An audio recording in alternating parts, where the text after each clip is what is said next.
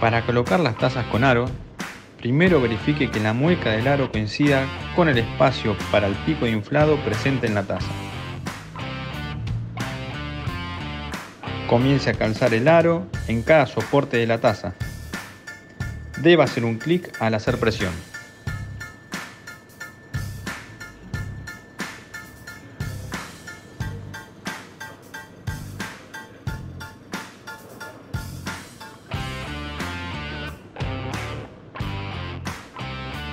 Luego comience a colocar la taza, primero desde el pico de inflado.